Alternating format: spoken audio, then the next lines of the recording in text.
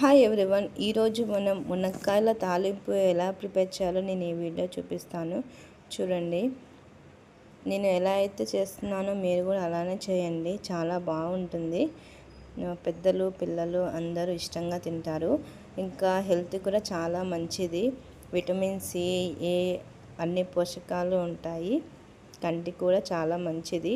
చూడండి, నేత మునగాకు తీసుకున్నాను. చూడండి ఎంత ఫ్రెష్గా ఉందో. ఒక పెద్ద కట్టె అంత తీసుకున్నాను నేను. బయట అమ్ముతూ ఉంటారు కదా. చూడండి, ఇంకా మనం ఒక పెనం పెట్టుకొని ఒక గ్లాస్ వాటర్ వేసుకున్నాను. వాటర్ హీట్ అయ్యాక మనం ఏదైతే మునక్కాయలు బాగా కాడలు లేకుండా ఒలుచుకోండి. చూడండి, ఈ విధంగా మీరు కూడా వేసుకోండి. కొంచెం కొంచెము మీడియం ఫ్లేమ్లో పెట్టుకోండి. హై ఫ్లేమ్ పెట్టుకుంటే మాడిపోతుంది. ఇలా కొంచెం కొంచెం వేయండి. ఆవిరి అనేది బాగా పడుతుంది. ఇంకా మీడియం ఫ్లేమ్లో పెట్టేసి బాగా కలపండి. నిదానంగా కలపండి. దీనికి ఎక్కువ వాటర్ ఏం అవసరం లేదు. చిటికెడంత వాటర్ అయితే సరిపోతుంది. వాటర్ ఎక్కువ ఉన్నా ఏం కాదు, మళ్ళీ ఆకు ఉడికినాక పిండుకోవచ్చు ఆ వాటర్ అనేది. చూడండి, నేను ఒక 10 నిమిషాల తర్వాత మూత తీసి చూస్తున్నాను. ఆవిరంతా పట్టేసింది ఆకుకి. మనం ఏవైతే కొన్ని వాటర్ వేసామో. ఈ ఆకు ఉడకాలంటే ఒక 20-25 మినిట్స్ పడుతుంది. మీడియం ఫ్లేమ్లో ఉడికించండి. ఈ ఆకు ఉడికేది ఎలా అనేది అడుగుతూ ఉంటారు. నోట్లో వేసుకొని చూస్తే ఆకు అనేది ఉడికిపోతుంది. చూడండి, ఇంకా నేను చూపిస్తూ ఉంటాను. నేను మూత తీసి పెడుతూ మీకు ఏ విధంగా ఈజీగా అనేది చూపిస్తాను. ఇంకా ప్రెషర్ కుక్కర్ తీసుకొని కొంచెం కందిపప్పు వేస్తున్నాను దీంట్లో. ఉట్టి మునగాకైతే బాగుండదనేసి కందిపప్పు వేస్తున్నాను. చూడండి, ఇది బాగా వాష్ చేసుకొని పెట్టుకోండి. ఇంకా నేను వాష్ చేసుకున్నాను. తగినంత వాటర్ వేయండి. ఉప్పు వేయకండి. ఇంకా ఒక 5 మినిట్స్ నానబెట్టేసి 1 విజిల్ వస్తే సరిపోతుంది. అంత మెత్తగా కూడా అవసరం లేదు. హాఫ్ బాయిల్ అయితే చాలు. చూడండి, నేను స్టవ్ మీద పెట్టేసి విజిల్ వస్తుంది. ఇంకా చూడండి, పప్పు ఆల్మోస్ట్ ఉడికిపోయింది. హాఫే ఉడికిపోయింది. చూడండి, నేను ఎలా అయితే చూపిస్తున్నానో మీరు కూడా అలానే చేయండి. అలా ఉడికితే చాలు. మెత్తగా ఉడికితే బాగుండదు మునగాకులో. ఉట్టి మునగాకు అయితే బాగుండదు అనేసి ఈ కందిపప్పు వేస్తున్నాను. అలసందల బ్యాళ్ళు కూడా వేసుకోవచ్చు, అది మీ ఆప్షన్. ఆ టేస్ట్ వేరేగా ఉంటుంది, ఈ టేస్ట్ వేరేగా ఉంటుంది. చూడండి, ఇంకా నేను మూత తీసి చూపిస్తున్నాను. తగినంత ఉప్పు వేయండి. ఉడకనీకి ఫస్ట్లో కూడా వేసుకోవచ్చు, కానీ నేను కొంచెం ఉడికినాక వేస్తే త్వరగా ఉడుకుతుంది, బాగుంటుంది టేస్ట్ అనేసి వేస్తున్నాను. మీరు కూడా అలానే చేయండి. ఈ ఆకు వల్ల కలిగే ఉపయోగాలు: రోగ నిరోధక శక్తిని పెంచుతుంది, విటమిన్ సి, ఏ అధికంగా ఉంటుంది, యాంటీ ఆక్సిడెంట్ ఉపయోగపడుతుంది, క్యాన్సర్ జబ్బుల వాళ్ళు, మోకాలు నొప్పుల వాళ్ళు, ప్రతి ఒక్కరు, బీపీ షుగర్ వాళ్ళు ఇది అన్నిట్లకు మేలు చేస్తుంది. ఏ జబ్బు లేని వాళ్ళు కూడా తింటే ఆరోగ్యంగా బాగా ఉంటారు. ఇంకా మెయిన్ పిల్లలకి పెట్టండి, అలవాటు చేయండి.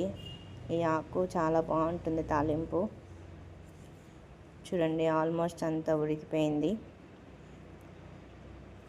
ఇంకా నేను ఎలా అయితే చేస్తున్నానో ఆకు, మీరు కూడా అలానే చేయండి. తాలింపు వేడివేడి అన్నంలో చాలా బాగుంటుంది. చూడండి, ఆల్మోస్ట్ ఆకు వేగిపోయింది. ఇంకా నేను స్టవ్ ఆఫ్ చేసి పక్కన ప్లేట్లో చల్లార్చాలనేసి ప్లేట్లో వేసుకున్నాను.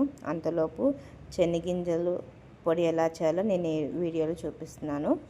శనగింజలు నేను 2-3 స్పూన్స్ లాగా చేతితో తీసుకున్నాను. మీరు కావాలంటే స్పూన్తో కూడా తీసుకోండి. ఇవి బాగా వేగాక మారగొట్టకండి, బాగా వేయించండి. మీడియం ఫ్లేమ్లో పెట్టి బాగుంటుంది పొడి. చూడండి, ఆల్మోస్ట్ వేగిపోయాయి. శనగింజలు తోలు చిటపట అంటూ కొంచెం ఏర్పడుతున్నాయి కదా, అలా ఉంటే వేగిపోయినట్టు. ఇంకా చాట్లోకి తీసుకొని చల్లార్చుకొని పొట్టు తీసుకొని మిక్సీ జార్లోకి వేసుకోండి. ఇంకా చూడండి, నేను పొడి తీసుకొని మిక్సీ జార్లోకి వేసుకున్నాను. ఒట్టి మిరపకాయలు 5 నుంచి 6, తెల్లగడ్డలు 3 నుంచి 4 వేస్తున్నాను. ఇంకా చిటికెడంత ఉప్పు వేయండి. ఉప్పు సరిపోయేంత వేయండి. తక్కువ వేసినా కూడా మళ్ళీ ఆకులో వేసుకోవచ్చు, ఏం కాదు. ఇంకా మూత పెట్టేసి ఇంకా పొడి చేసుకోండి. చూడండి, ఈ విధంగా మీరు పొడి చేసుకోండి. ఇంకా అంతలోపు మనం ఆకు చల్లారిందా లేదా చూడండి. ఆకు చల్లారిపోయింది. చూడండి, నేను వాటర్ అనేది తీస్తున్నాను.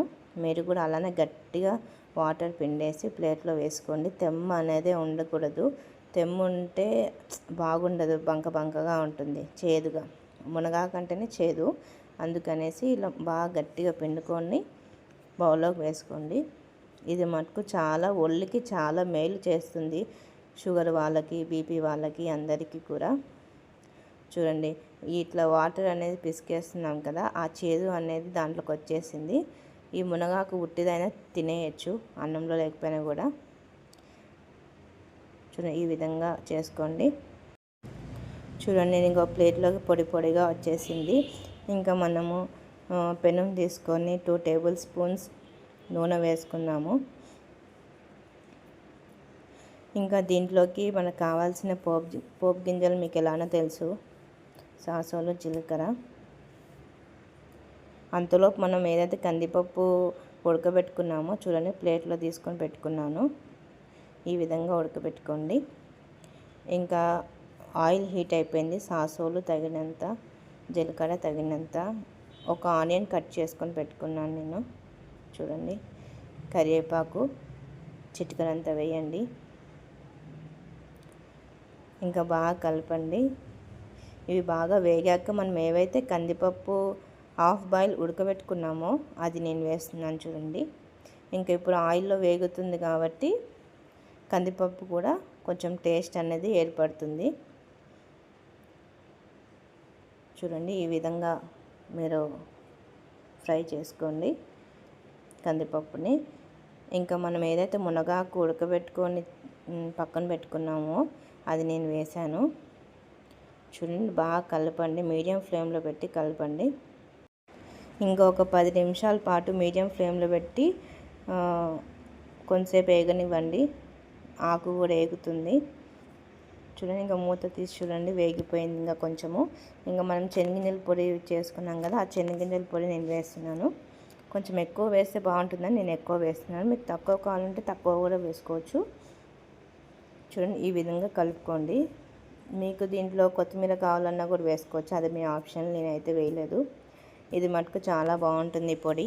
మా ఛానల్ లైక్ చేయండి, సబ్స్క్రైబ్ చేయండి, షేర్ చేయండి. Thanks for watching. నేను ఎలా అయితే చేస్తానో ఈ మునగాకు మీరు కూడా అలానే చేసుకొని ఉట్టిది కూడా తినేయచ్చు, అన్నం లేకుండా కూడా చాలా బాగుంటుంది.